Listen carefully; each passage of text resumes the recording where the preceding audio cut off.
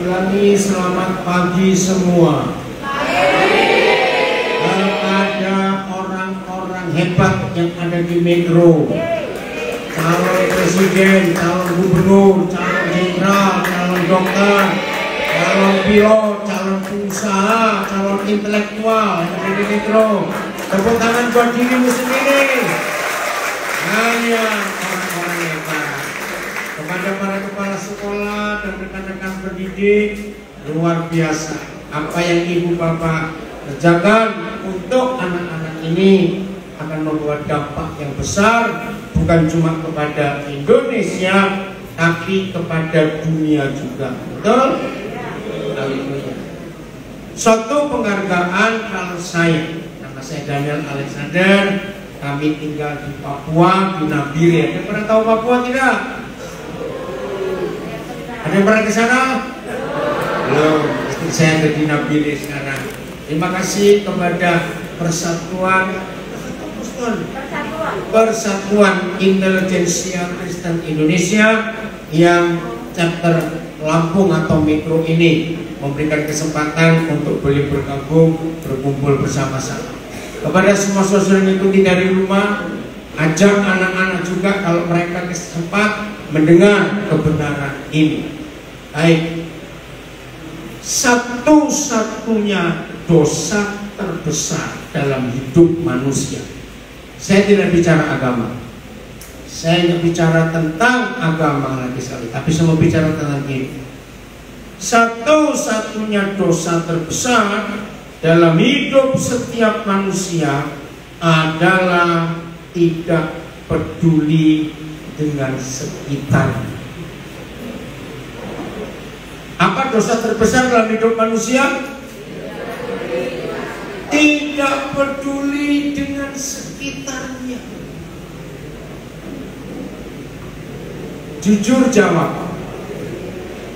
Yang namanya remaja, pemuda, wajar atau tidak kalau usia seperti semua saudara sekarang ini hampir nggak pernah peduli dengan keadaan sekitarnya.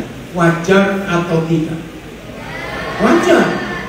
Sebab seusia saudara sedang sibuk punya dunia sendiri. Ayo, dunia anak remaja, anak muda itu apa? Anak remaja jengkolnya. Ayo, dunia remaja, dunia pemuda itu apa? Pacaran. Aku pura-pura aja. Ya, baru yang kedua itu game. Nah, pernahkah tolong yang di luar siapa namanya? Dari dulu siapa namanya? Matthew, sini Matthew. Pindah ke sini. Ayo, Matthew pindah. Ayo. Ya nggak apa-apa. Matthew ayo pindah cepat. Sini, nggak apa-apa. Ayo. Saya ingin lihat kamu langsung. Ayo Matthew, please. Kamu mau pindah, kami menghormati kamu. Ayo pindah, Matthew. Ayo.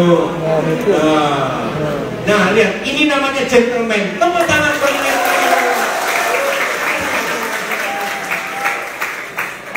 Matthew, kami tidak sedang membuli kamu, tapi kami respect. Serius. Seorang anak muda, anak remaja itu dihargai bukan karena penampilan. Seorang remaja, seorang pemuda dihargai karena dia taat dan respect pada pimpinan. Matthew adalah contoh yang luar biasa. Ya, tapi saya harap sekarang nggak cuma tepuk tangan, tapi aplikasikan sikap Matthew ke dalam Indonesia. Betul? Ada kisah nyata, dengerin ya. Ada kisah nyata. Saya tidak tahu kenapa anak remaja ini hidup dengan kakek. Itu saya nggak tahu. Nah, sejak dia masih SD, dia hidup dengan kakek. Saya tidak mendapat data. Orang tuanya kemana? Dan tidak ada nenek juga. Jadi dia tinggal berdua dengan generasi gap yang jauh sekali. Kakeknya sudah tua, anak ini masih SD. Nah, karena anak ini tidak punya siapa-siapa dan dia tipe anak yang penakut, sehingga walaupun dia tidak suka tinggal dengan kakeknya, dia tetap tinggal. Nah, salah satu yang dia tidak suka ini setelah dia jadi orang hebat, saya tahu bisa. Salah satu hal yang membuat dia nggak suka dengan kakeknya, dia menilai kakek itu cerewet. Contoh, keluar kamar lampu tidak dimatikan, kakeknya ngomong. Selesai mandi, keran air tidak dimatikan, kakeknya ngomong. Meletakkan baju kotor enggak bersih, kakeknya ngomong. Kakeknya melihat kalau dia cap HP dan gak dipakai, gak dicabut, kakeknya mau. Pokoknya semua. Tapi mau gak mau dia harus tinggal di situ. Setiap remaja dan pemuda, kalau ingin dihargai orang tua, hargai dirimu sendiri dengan cara respect pada pimpinan. Betul atau salah? Suatu kali nanti kalau kalian dewasa, kalian pun akan jadi pemimpin, entah jadi ibu rumah tangga, menjadi suami, menjadi direktur, manajer, menjadi kepala cabang, atau menjadi bupati, menjadi camat, menjadi apa saja. Kalau sejak masih remaja pemuda begini, kalian suka respect pada perintah, hidupmu akan beruntung sampai engkau tua nanti. Amin. Serius, saya kembali kepada anak. Karena dia tipe penakut, bukan pemberani, maka dia nggak bisa lari dari rumah kakek. Nah, makin dia dewasa, lulus SMP, timbul perubahan sikap di hidupnya karena dia lihat kakeknya yang sudah tua tapi sayang dia luar biasa. Yang tadinya dia berusaha ingin lari dari rumah kakeknya karena penakut, nggak bisa lari. Setelah dia SMP, sebetulnya dia bisa lari, tapi perasaannya berubah. Dia sayang pada kakeknya. Sampai dia lulus SMA, masih tinggal dengan kakeknya, dengan perjuangan yang berat, kakeknya memuliakan dia sampai lulus SMA. 3 bulan setelah dia wisuda, entah bagaimana ceritanya, dia dapat panggilan kerja di suatu kantor. Maka dia datang ke kantor itu dengan membawa surat panggilan. Tapi dia kaget. Kantor itu kosong dan cenderung kotor, tidak terawat. Dia sempat mikir, masa kantor begini? Dia baca lagi surat panggilan, betul. Dia tanya warga sekitar, ada kantor, betul, ini alamatnya. Dia tanya, tapi kenapa seperti kosong tidak terawat? Semua orang jawab tidak. Nah, di surat panggilan itu dia disuruh naik ke lantai 3 kamar A. Jadi setiap ada istilahnya, saya lupa. Begitu dia masuk, mau melangkah ke pintu utama, dia lihat ada tong sampah tergeletak. Ya betul nih, dia terus yang benar. Begitu dia masuk ke ruang itu, dia lihat nggak ada orang, tapi ada kipas angin menyala. Dia matikan. Nah, ketika dia mau naik lift ke lantai 3, ada tulisan lift virus. Maka dia naik pakai tangga. Ketika dia naik pakai tangga di lantai 2, dia mendengar suara air yang muncul. Dia cari di mana sumber air. Dia matikan. Ternyata ada satu toilet yang kamar mandinya ada airnya. Sampai naik ke lantai 3, dia lihat ada meja kantor dan kursinya terbalik. Dia keperhatikan kursi itu. Terus dia bingung, ruangan mana? Dia mikir pasti salah. Ya udah, kalau salah ya aku pulang lagi. Akhirnya dia melihat satu tanda di satu pintu A tadi. Maka diketok. Ternyata ada seorang dalam pakaian keren sekali. Dia tahu ini pasti direktur atau pemilik perusahaan. Begitu dia dipersilakan masuk, orang ini berdiri langsung ke jabatan. Anda diterima bekerja dengan kami di sini. Kalau kalian bingung, saya tanya, kalau kalian bingung nggak diterima bagaimana? Dia masih nggak bisa bicara apa-apa. Pasti Anda bingung karena belum ditanya nama, belum interview, belum semuanya. Cara perusahaan kami menerima orang baru yang mau bergabung tidak dilihat kurikulum vitae-nya. Tahu tidak kurikulum vitae? Ya, data pribadi, pengalaman. Tapi dari pintu pertama, lantai pertama ada CCTV yang kami pasang. Nah, dengan sikap yang Anda lakukan dari sejak betulkan tong sampah di depan pintu, saudara matikan kipas angin di lantai 1, saudara dengar suara air, saudara matikan di lantai 2 dan seterusnya, maka perusahaan kami perlu orang seperti Anda.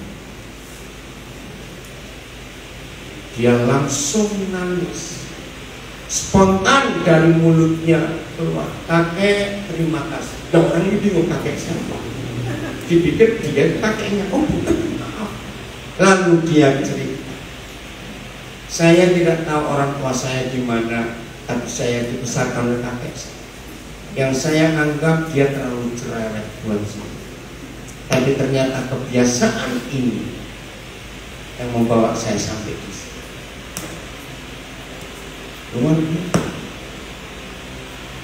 Ada kisah lain di Prancis, ya,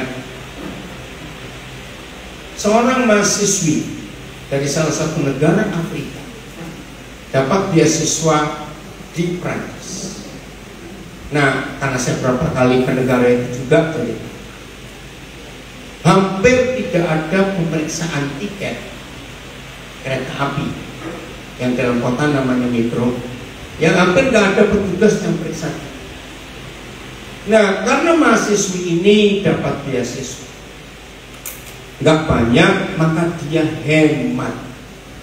Setelah beberapa kali dia keluar masuk naik kereta dalam kota itu dan tidak ada yang meriksa, dan suatu kali dia lihat ada seorang nggak bayar tiket tapi lompat pintu, ya, Jakarta sudah ada sistem itu, kartu tempelkan pintunya buka.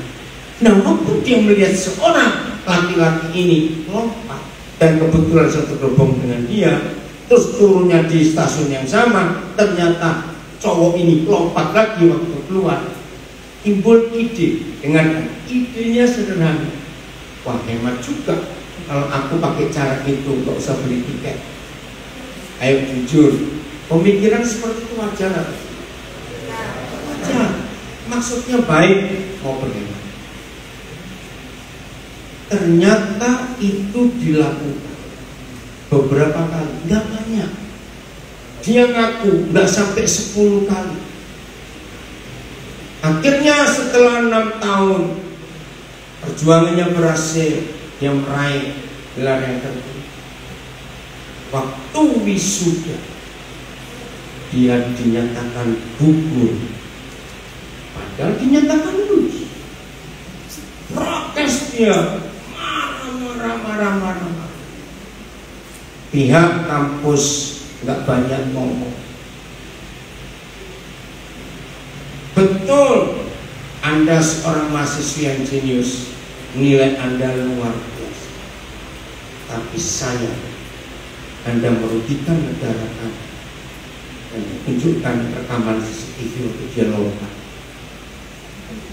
Nggak sampai 10 kali. Dinyatakan lulus, tapi dia tidak bisa bawa ijazah. Marah-marah. Maka pihak kampus berkata, hukum adalah hukum, peraturan adalah peraturan. Jadi jangan marah kepada kami, tapi marahlah kepada peraturan. Kira-kira kalau ibu kita nyeselnya kayak apa? Ngerti maksudnya? Nah, Maka itu saya katakan dosa terbesar adalah apa tadi? Tidak peduli dengan lingkungan. Ini nggak bicara masalah agama. Kalau saya bicara dosa, itu nggak cuma bicara surga neraka. Yang di luar jangan bicara sendiri. Eki Gracia, serius, dengar. Jadi bicara dosa itu bukan soal surga neraka. Masih kejauhan karena kita belum tahu kapan sampai sana. Bicara dosa harus bicara tentang hidup yang sekarang. Katakan setuju. Belum, katakan setuju. Kalau sejak remaja, pemuda, kita tidak pernah peduli dengan lingkungan, maka akan muncul 3 karakter jahat. 1, pasti orang itu apatis dengan sekitarnya. Betul atau salah? Karena memang gak pernah peduli. Yang kedua, orang yang gak pernah peduli dengan lingkungannya, sejak remaja tidak diatur itu, maka dia jadi orang egois. Karena memang gak mau tahu dengan keadaan sekitar. Nah, dampak yang ketiga, orang seperti itu susah dapat respect dari banyak orang. Karena apatis, egois, dan orang cenderung orang itu cool, masa bodoh. Saya percaya, maaf ya, jangan tersinggung atau marah. Saya percaya saudara pernah punya teman sudah sekelas sebangku lah, tapi cueknya minta. Pernah bukan? Nah, enak gak punya teman kayak begitu? Nah ya sudah, lakukan itu. Saya ulangi lagi, apa itu dosa terbesar? Ayo jawab, apa itu dosa terbesar? Tidak peduli dengan lingkungan. Hati-hati.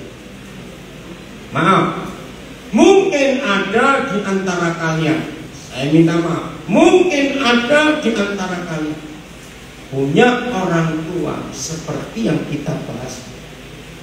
Ada nggak orang tua cool, nggak ada ekspresi, orang tua yang seperti punya dunia sendiri? Maaf, anak-anak nggak diperhatikan. Ada tidak? Pasti ada. Nah, kenapa ada orang tua seperti itu?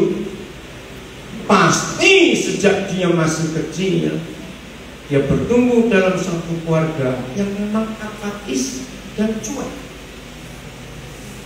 Makan gak ditanya. Ada keluarga seperti ini. Maka itu saya katakan, dosa terbesar adalah apa? Ulangi. Tidak peduli dengan sekitarnya. Jangan ada di antara kita hari ini seperti itu. Nah, dari semua kisah ini, ya, dari semua kisah ini, dengarkan kalimat ini. Maka itu ngikuti via Instagram dan Facebook saya beri judul pertemuan kita hari ini, segala sesuatu itu selalu dan pasti dimulai dari dan di rumah. Saya ulangi, segala sesuatu, baik, buruk, gagal, berhasil, bodoh, pandai, sakit-sakitan atau sehat, dan semuanya itu selalu dimulai dari rumah dan di rumah. Bagi yang belum percaya atau belum ngerti, dengarkan, ya, dengarkan. Kenapa di sini? Ya, kenapa? Sini harus jangan terpotong. Ya kamu yang baik, kita. Ya, oke. Semuanya, saya kalau ngajar begini, saya perhatikan orang. Ya, jangan ada yang merasa apa itu membuli tidak. Karena ini untuk masa depan kalian sendiri. Betul? Bukan untuk saya. Umur saya sudah hampir 70. Sudah lewat jauh dari masa seusia kalian. Maka itu kalau saya mengajar ini demi kebaikan kalian sendiri. catat itu baik. Maka itu seriusnya, ada waktunya nanti saudara-saudara bisa ngomong.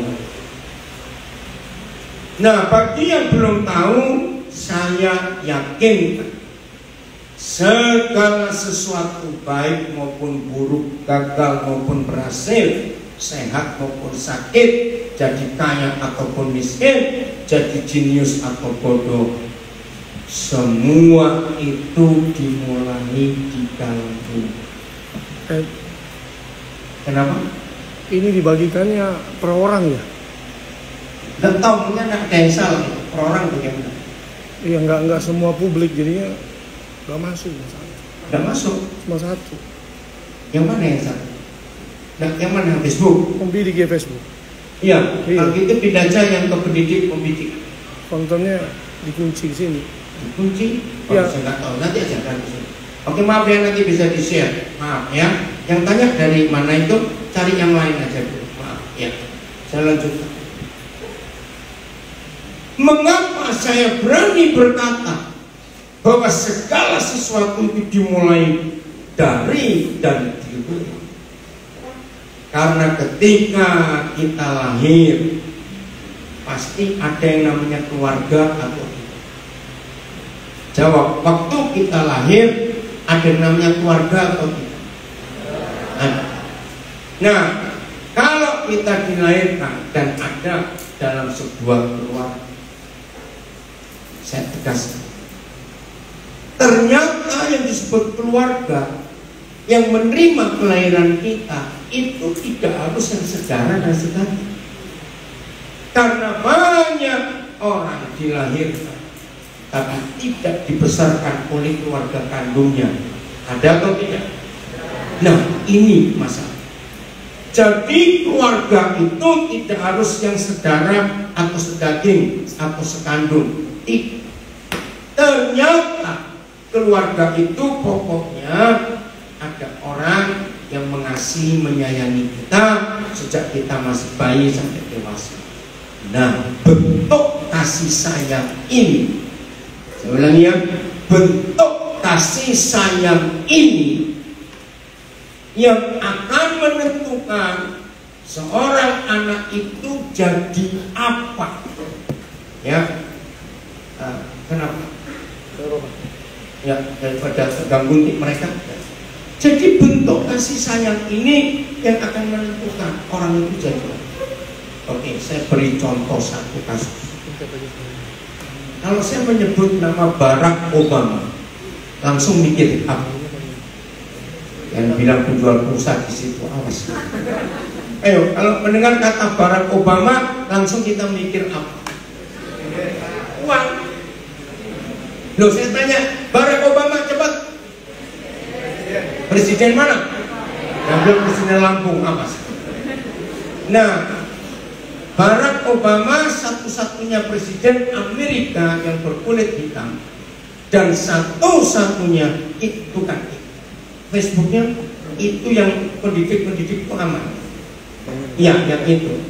Ya, tidak apa-apa ya. Dengar ya. Barack Obama adalah satu-satunya presiden Amerika yang pernah hidup di Indonesia hampir 4 tahun waktu dia masih SD. Kenapa? Nah, coba ya dengar. Ini fakta, segala sesuatu dimulai dari rumah supaya suatu saat nanti kalau saudara-saudara menikah, jangan menciptakan neraka di pernikahanmu. Maka kalau saudara menikah menciptakan neraka di pernikahanmu, maka anak-anakmu akan lahir besar bertumbuh dalam suasana neraka. Dan 100%, maaf, atau saya turunkan, sekian puluh persen penghuni penjara di dunia adalah manusia yang bertumbuh sejak bayi sampai dewasa dalam suasana neraka, dalam suasana kekerasan. Catat, maka itu hati-hati. Oke, saya lanjut. Barack Obama mama kandungnya orang Amerika, kulit putih. Waktu dia kuliah, waktu semester 2 atau semester 3, dia ketemu mahasiswa dari Nigeria. Mereka menikah, lahirlah Barack Obama. Tapi waktu Barack Obama umur 2 tahun, ada masalah, visa ayahnya nggak bisa diperpanjang oleh pemerintah Amerika. Jadi mau tidak mau dia harus pulang ke negaranya Nigeria. Nah, mamanya Obama kebingungan membesarkan anak yang tanpa ayah. Barack Obama umur 4 tahun, mamanya menikah dengan orang Jawa dari Jogja. Nah, lahir anak kedua, namanya Maya. Nah, waktu anak ini lahir, hidup di Amerika nggak segampang itu ngasuh 2 anak.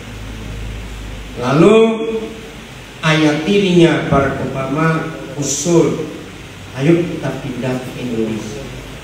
Jadi Barack Obama pindah ke Indonesia umur 6 tahun. Tinggal di Cikini, sekolah di SD Negeri 1 Cikini, Jakarta Pusat.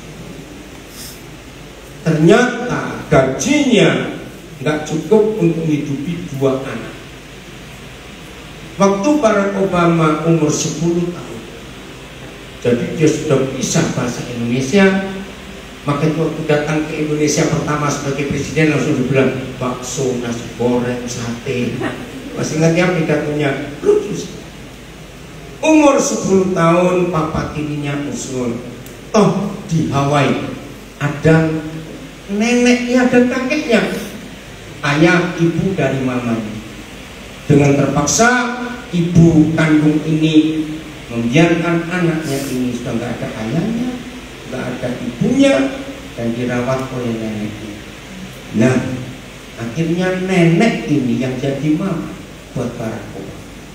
Maya sampai dewasa tinggal di Jogja bersama ibu kandungnya, dan orang Jogja kenal betul karena mamanya Barack Obama ini punya koperasi khusus untuk para janda, dan ada sampai hari ini yang hidup.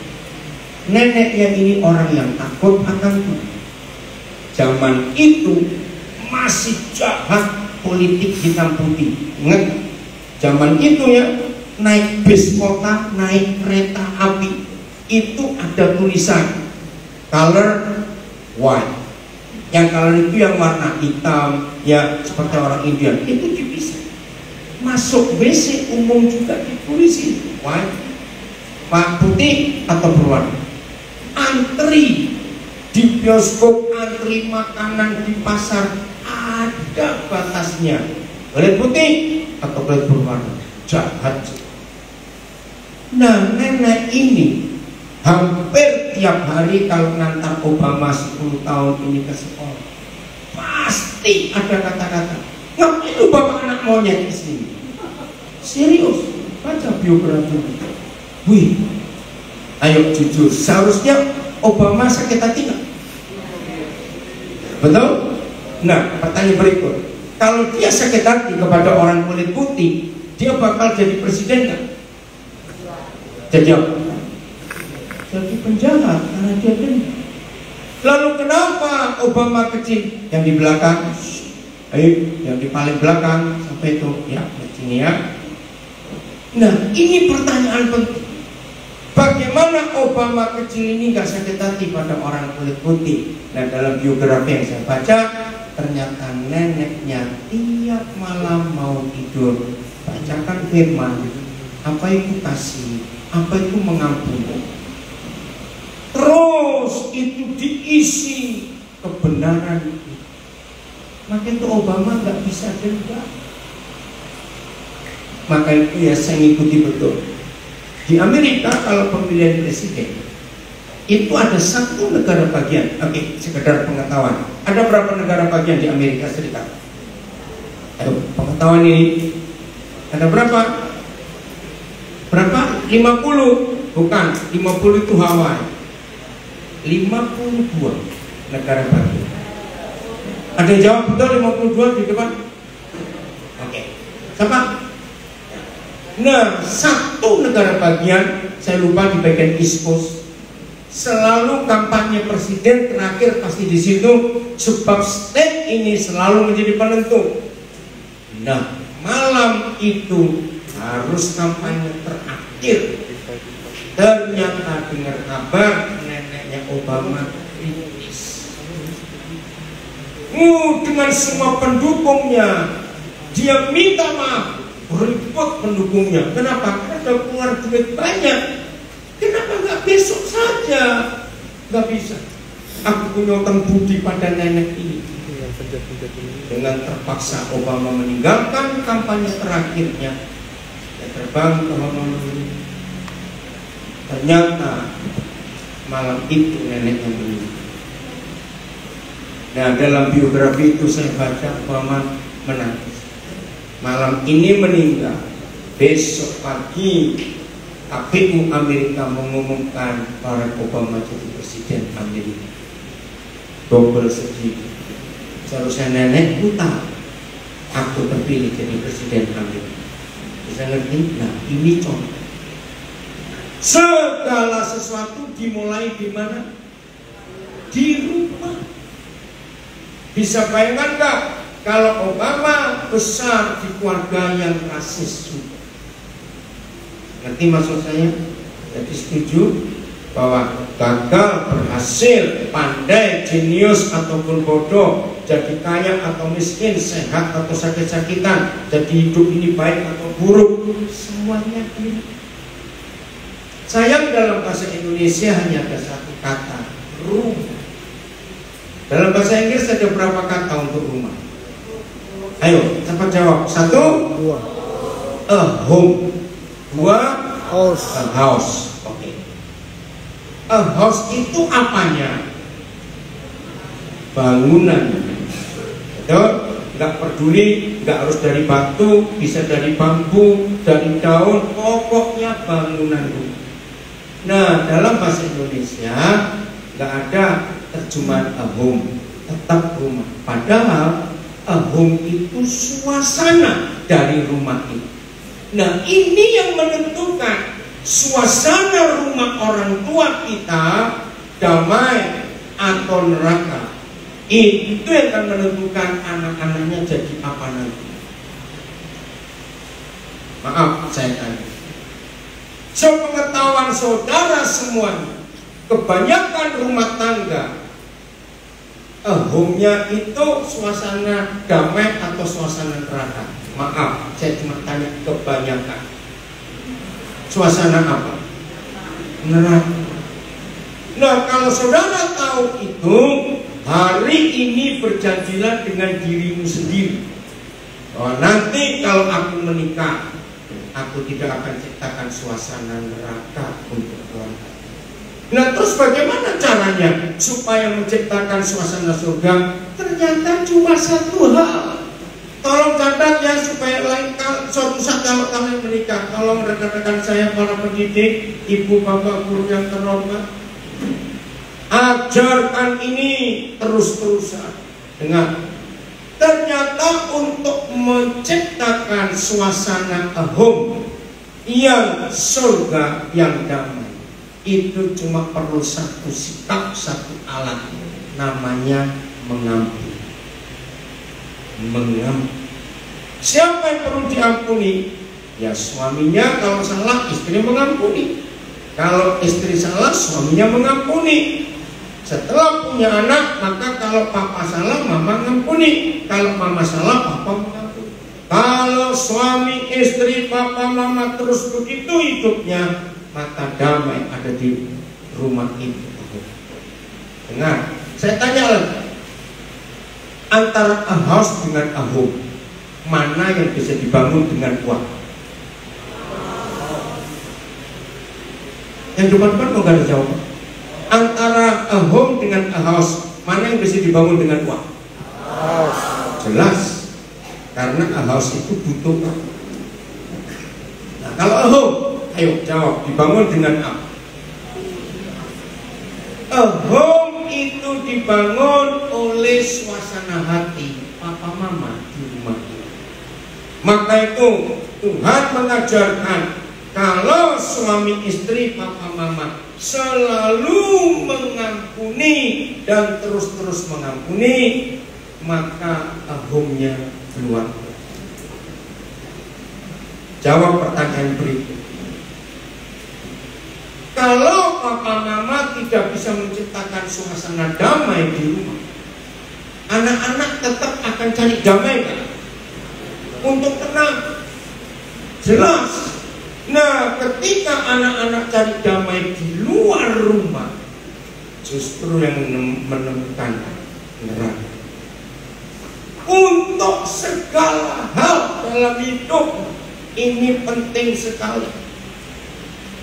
Saya buktikan, orang kaya, memang dia kaya, menyekolahkan anaknya di sekolah yang termahal. Di Jakarta itu nggak sedikit loh sekolah-sekolah internasional yang bayarnya pakai mata uang asing, uang dolar. Untuk TK SD aja sudah puluhan juta. Wih, ngeri sekali. Tanya-tanya. Walaupun orang tua kaya ini mampu menyekolahkan anaknya di sekolah-sekolah yang termahal, panggilkan guru-guru les yang hebat. Kalau orang tua ini rajin bertengkar, ada nggak orang tua rajin bertengkar? Ada. Nah, biasanya papa mama kalau bertengkar itu pagi, siang, sore atau malam? Jangan bilang pagi, siang, sore, malam, ngawur itu. Ayo, biasanya orang tua kalau bertengkar itu malam. Karena lagi di rumah berdua. Nah, ini masalah. Anak-anak orang kaya yang disekolahkan dengan biaya begitu mahal, panggilkan guru, bisa tidur nyenyak nggak kalau orang tuanya rajin bertengkar? Jelas tidak. Nah, anak-anak yang nggak bisa tidur nyenyak malam itu, kalau besok bangun untuk sekolah, bagaimana? Dia akan capek. Nggak cuma capek fisiknya, capek mentalnya. Nah, anak yang capek mentalnya pasti gampang ngantuk di kelas. Di situ sering dimarahi, dia malah tertekan. Ini masalah. Maka itu, walaupun sekolahnya sekolah mahal, dipanggilkan guru les yang hebat, akan berhasil nggak anak ini di masa depan? Jawab, akan berhasil tidak? Tidak akan. Nah, saya harap contoh-contoh ini membuat suatu image di benak kalian, bahwa suatu kali nanti kalau kalian menikah, jangan ciptakan neraka di rumah. Anak-anakmu akan menderita dan akan gagal. Maaf, kenapa ada orang yang bisa terlibat LGBT?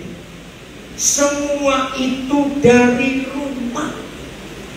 Pasti ada yang salah. Nah, saya akan buktikan fakta ini. Semua buka Alkitab, baca 1 Korintus 15 ayat 33. Ayo semuanya baca 1 Korintus 15 ayat 33. Ayo, yang tidak bawa, lihat teman di sebelahmu yang ada Alkitab, baca.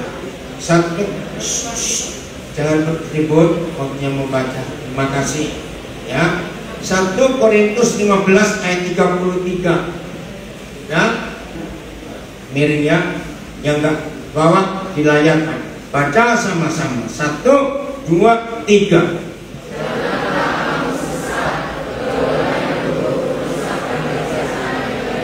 Jangan kamu ngawur, jangan kamu sembrono, jangan kamu hidup sembarangan saja. Jangan ngaco.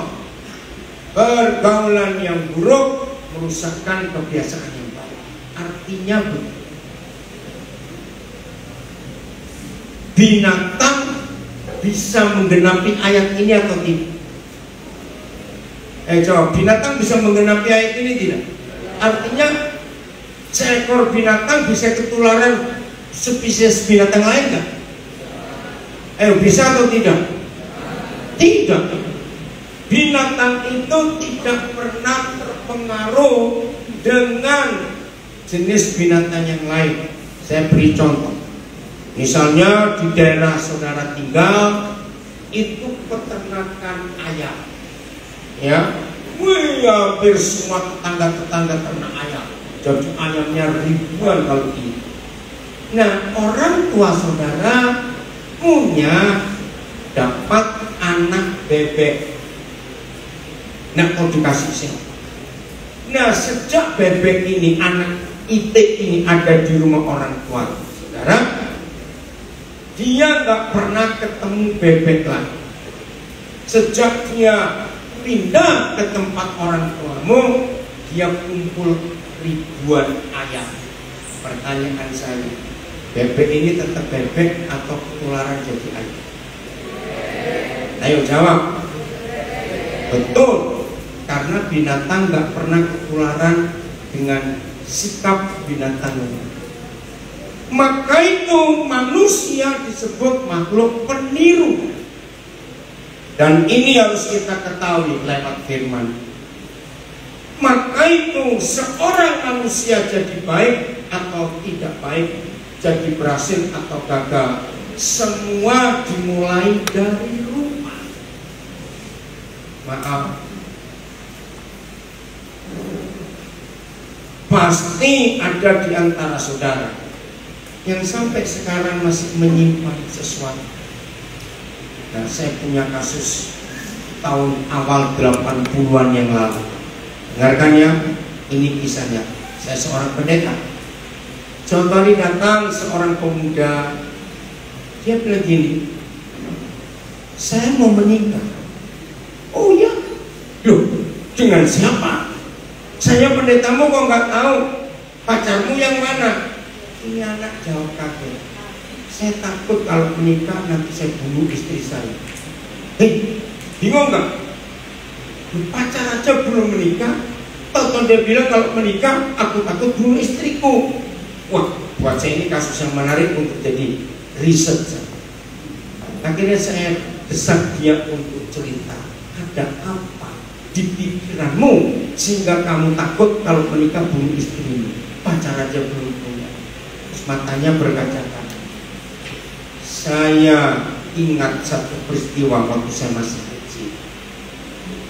Saya tidak tahu papa mama mengapa tiba-tiba papa ambil gunting mau tusuk mama, dan ketika mama mengelak, gunting itu nancap di kusen pintu kamar mereka. Tahu kusennya?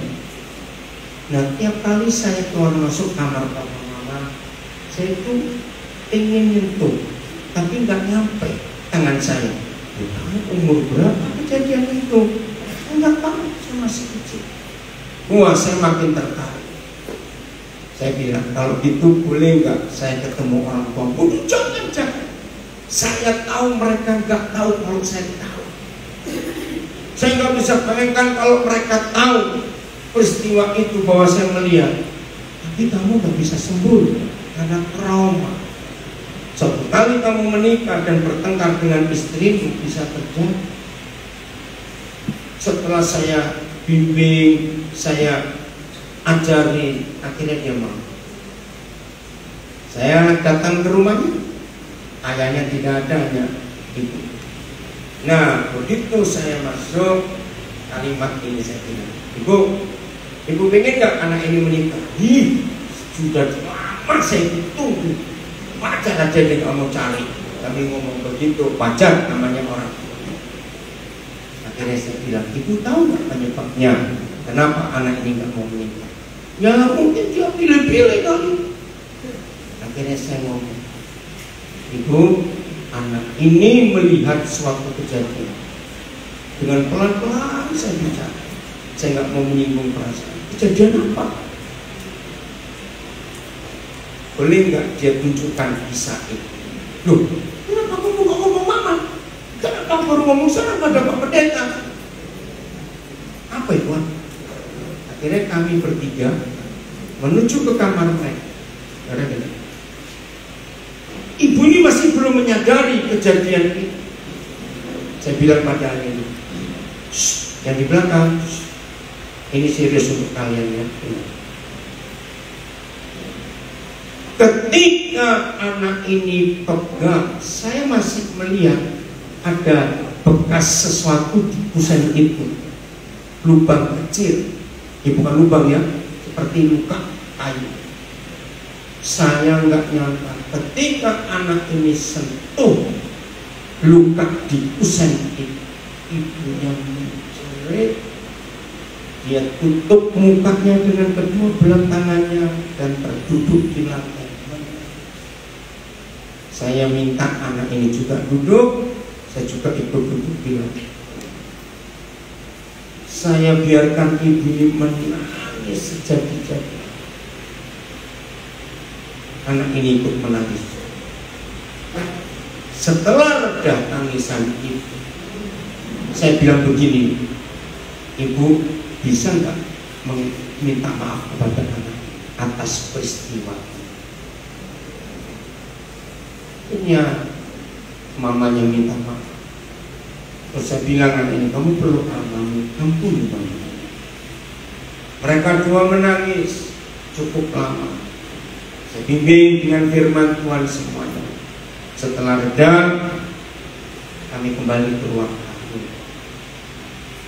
Ibunya mengeluarkan minum. Nah, waktu kami minum ini yang buat saya. Jadi Bu sekarang tahu kenapa anak ibu takut menikah, karena trauma. Nah, saya tanya, ibu ingat gak anak ini umur berapa waktu kejadian? Wah, saya gak ingat. Pokoknya dia belum punya adik. Nah, waktu itu yang saya pegang gak punya adik. Kalau begitu, anak ini punya adik waktu dia umur berapa? 3 tahun lebih. Belum 4 tahun. Saya hitung mundur. Ngomong aja 3 tahun setengah. Dikurangi 9 bulan. Berarti anak ini umur berapa? Coba jawab. 3,5 tahun dikurangi 9 bulan. Umur berapa? 2 tahun? 2 tahun 2 bulan. Ya pokoknya gitu. Saya yang kaget. Loh, kan masih kecil sekali.